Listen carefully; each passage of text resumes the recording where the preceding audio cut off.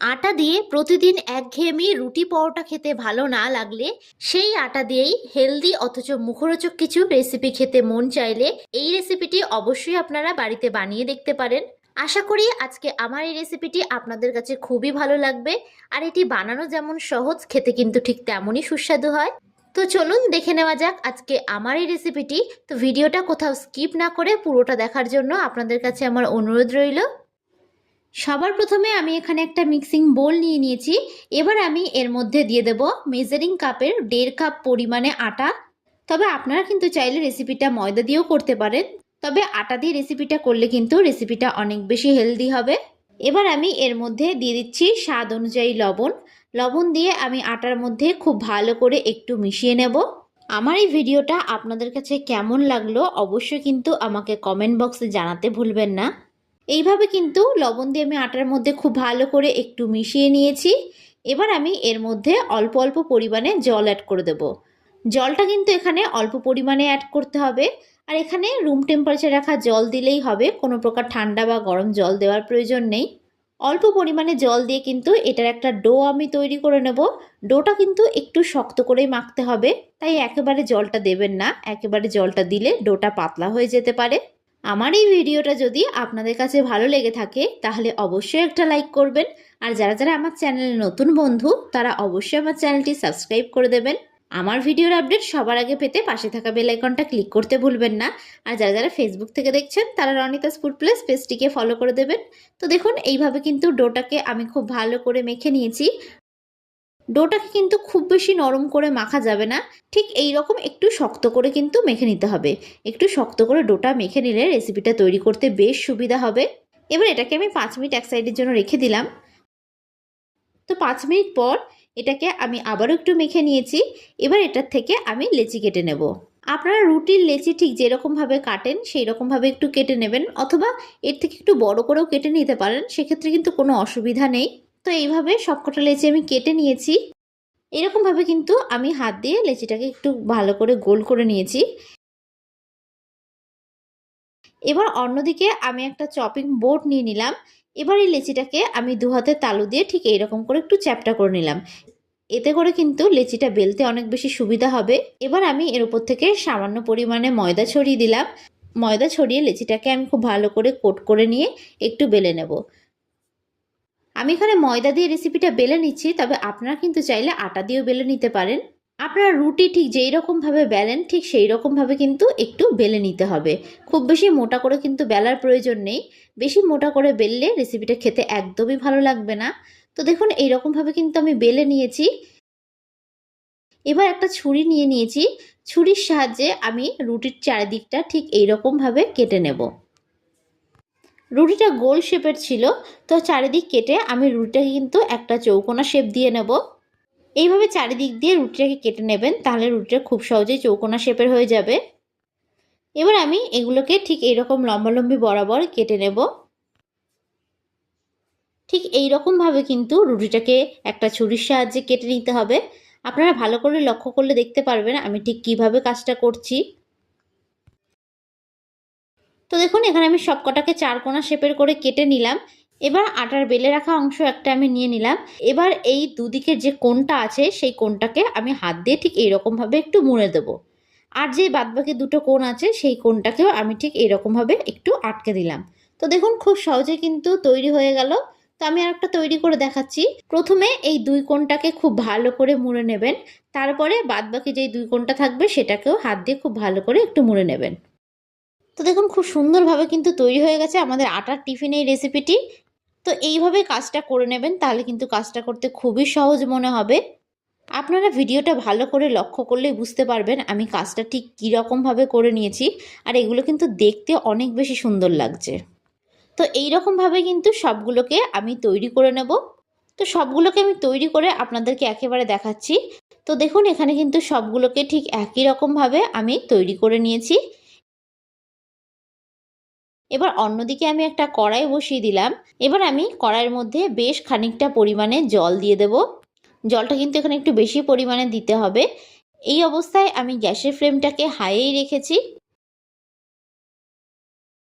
জলটা একটু ফুটে আসলে আমি এর মধ্যে 1 টেবিল স্পুন অনুযায়ী সাদা তেল দিয়ে দেব। তেলটা কিন্তু অবশ্যই এখানে দেবেন।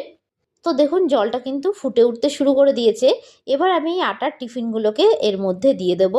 জলের মধ্যে তেল দেওয়াতে কিন্তু আটার এই টিফিনগুলো একটার গায়ে একটা লেগে যাবে না।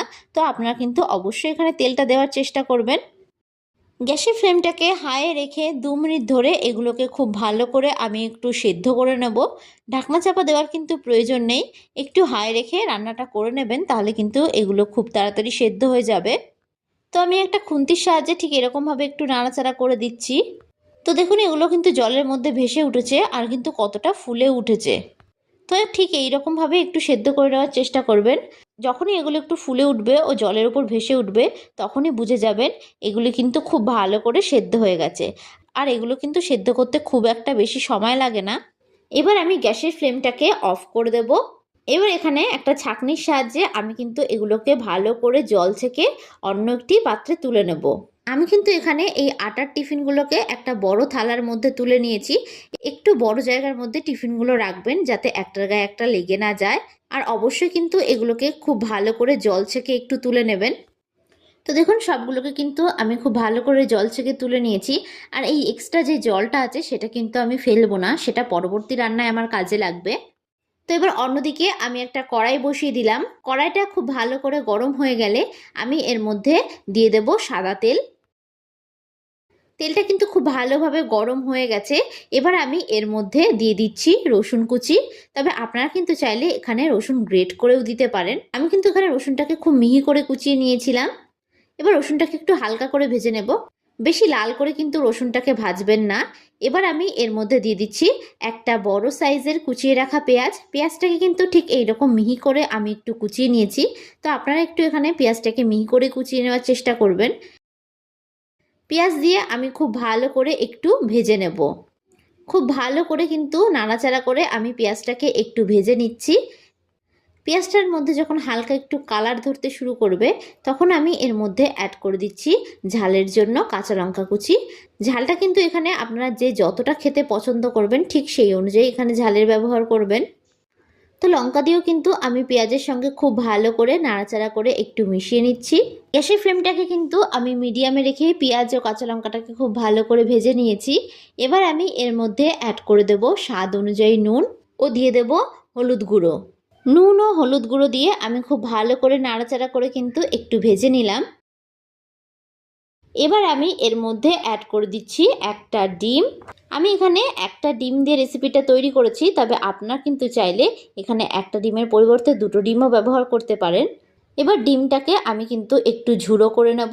ঠিক এইভাবে কিন্তু আমি ডিমটাকে খুব ভালো করে একটু ঝুড়ো করে নিয়েছি। এবার ডিমটাকেও খুব ভালো করে আমি একটু ভেজে নেব। আমি সবসময় ঘরে থাকা উপকরণগুলো দিয়েই রেসিপিগুলো তৈরি করার চেষ্টা করি, যাতে আপনাদের রেসিপিগুলো তৈরি করতে কোনো অসুবিধা না হয়। তো দেখুন ডিমটা কিন্তু প্রায় ভাজা হয়ে গেছে। এবার আমি এর মধ্যে দিয়ে দেবো আগে থেকে যে আটার টিফিনটা সেদ্ধ করে রেখেছিলাম সেই জলটা। জলটা দিয়ে খুব ভালো করে নাড়াচাড়া করে আমি একটু মিশিয়ে নিলাম। এবার আমি এর মধ্যে অ্যাড করে দিচ্ছি 1 টিস্পুন ডার্ক সয়া সস ও দিয়ে দেব 2 টেবিল স্পুন মতন টমেটো কেচাপ ও দিয়ে দিচ্ছি 1 টিস্পুন গ্রিন চিলি সস। এবার এটাকে আমি খুব ভালো করে নাড়াচাড়া করে কিন্তু একটু মিশিয়ে নিচ্ছি। তবে আপনাদের হাতের সামনে যদি সয়া সস ও গ্রিন চিলি সস না থাকে তবে আপনারা কিন্তু রেসিপিটা শুধু টমেটো সস দিয়ে করতে পারেন। তো আপনাদের কাছে আমার এই রেসিপিটা কেমন লাগলো অবশ্যই কিন্তু আমাকে কমেন্ট বক্সে জানাতে ভুলবেন না। তো দেখুন প্রায় কিন্তু অনেকটাই ভাজা হয়ে এসেছে। এবার আমি এর মধ্যে দিয়ে দেব আটার টিফিনগুলো। এবার এগুলো দিয়ে আমি খুব ভালো করে নাড়াচাড়া করে কিন্তু একটু ভেজে নেব। নুনটা কিন্তু আপনারা এখানে অবশ্যই একটু বুঝে দেবেন, কারণ আটাটা মাখার সময় আমি কিন্তু এর মধ্যে একটু নুন দিয়ে মেখেছিলাম। তো নুনটা এখানে আপনারা দেওয়ার সময় একটু বুঝেই দেবেন। এবার এটা দিয়ে খুব ভালো করে নাড়াচাড়া করে কিন্তু আমি ভেজে নেব। এটা খেতে কিন্তু একদমই পাস্তার মতন লাগে। এবার আমি এর মধ্যে আরও একটু আটার টিফিনটা সেদ্ধ করার একটু জল দিয়ে দিলাম। এটা কিন্তু শুকনো শুকনো একদমই খেতে ভালো লাগে না, তো এখানে কিন্তু অবশ্যই এই জলটা একটু দিয়ে দেবেন। এবার দিয়ে খুব ভালো করে নাড়াচাড়া করে কিন্তু আমি ভেজে নেব। এই অবস্থায় গ্যাসের ফ্লেমটাকে কিন্তু আমি মিডিয়ামে রেখেছি। এখানে কিন্তু আমি ম্যাগি মশলা অ্যাড করে দিয়েছিলাম, সেটা আমি স্কিপ করে গেছি। আপনারা কিন্তু অবশ্যই এখানে ম্যাগি মশলার পরিবর্তে নুডলস মশলা বা পাস্তা মশলাও ব্যবহার করতে পারেন। তো দেখুন এভাবে কিন্তু খুব ভালো করে আমি একটু ভেজে নিয়েছি। এবার আমি গ্যাসের ফ্লেমটাকে অফ করে দিয়ে 5 মিনিটের জন্য একটু স্ট্যান্ডিং টাইমে রেখে দেব। তো ভিডিওটা ভালো লাগলে অবশ্যই একটা লাইক, কমেন্ট আর আমার চ্যানেলটি সাবস্ক্রাইব করতে ভুলবেন না। আর যারা যারা ফেসবুক থেকে দেখছেন তারা রনিতাস ফুড প্লেস পেজটিকে ফলো করে দেবেন। তো ভিডিওটা শেষ পর্যন্ত দেখার জন্য আপনাদেরকে আমি অসংখ্য ধন্যবাদ জানাই। তো 5 মিনিট পর আমি এটাকে সার্ভ করে নিচ্ছি। তো দেখুন খুব সুন্দরভাবে তৈরি হয়ে গেছে আটা দিয়ে দারুণ স্বাদের মুখরোচক এই রেসিপিটি। আর এই রেসিপিটি একবার খেলে কিন্তু আপনার কাছে বারবার রিকোয়েস্ট আসবে এই রেসিপিটি তৈরি করার জন্য। তো আজকের মতন আমি বিদায় জানালাম। আবারও হাজির হব আপনাদের সামনে নতুন একটি রেসিপির ভিডিও নিয়ে। তো আশা করি আপনারা সকলে ভালো থাকবেন, সুস্থ থাকবেন। ধন্যবাদ।